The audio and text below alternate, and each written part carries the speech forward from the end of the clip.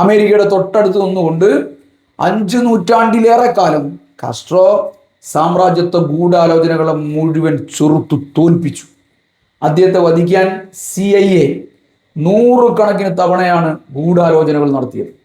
John F Kennedy മുതൽ കാസ്ട്രോയെ തകർത്ത് കളയാൻ നോക്കിയ 11 അമേരിക്കൻ പ്രസിഡന്റുമാരെയും അതിജീവിച്ച പോരാളിയായിരുന്നു ഫിദൽ കാസ്ട്രോ. സാമ്രാജ്യത്വ ഗോലിയാത്തിനെ വീഴ്ത്തിയ ബൈബിളിലെ ഡേവിഡിനെ പോലെ ഫിദൽ കാസ്ട്രോ ഉജ്ജ്വലമായ വിജയം എല്ലാ ഘട്ടത്തിലും വരികയായിരുന്നു. ഫിദൽ കാസ്ട്രോയും ചെഗുവേരയും തലമുറകളുടെ വിപ്ലവ പ്രതീകങ്ങളായിരുന്നു.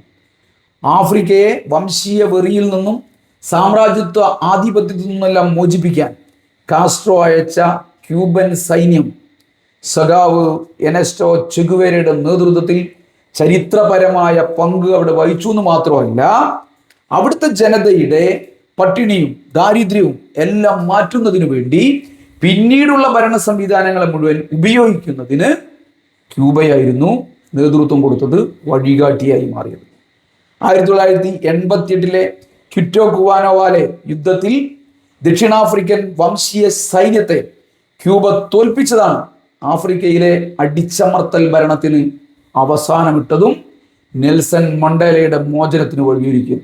മാർക്സിസ്റ്റ് തത്വചിന്തയെ തൻ്റെ നാടിൻ്റെയും മൂന്നാം ലോക രാജ്യങ്ങളുടെയും യാഥാർത്ഥ്യങ്ങൾക്കനുസരിച്ച് സർഗാത്മകമായി പ്രയോഗിച്ച മഹാനായ ചിന്തകൻ കൂടിയായിരുന്നു സഖാവ് ഫിദൽ കാസ്ട്രോ എന്ന് പറയാം.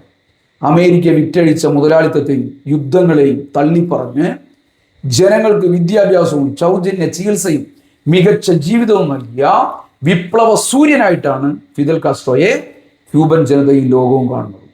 സാമ്രാജ്യത്വ ശക്തികൾക്ക് മുന്നിൽ മുട്ടുമടക്കാത്ത ആ വിപ്ലവ വീര്യം ഇന്നും ലോകത്തിലെ അടിച്ചമർത്തപ്പെട്ട ഓരോ തൊഴിലാളികളുടെയും നെഞ്ചിനകത്ത് കനലായി എരിഞ്ഞുകൊണ്ടിരിക്കുകയാണ്.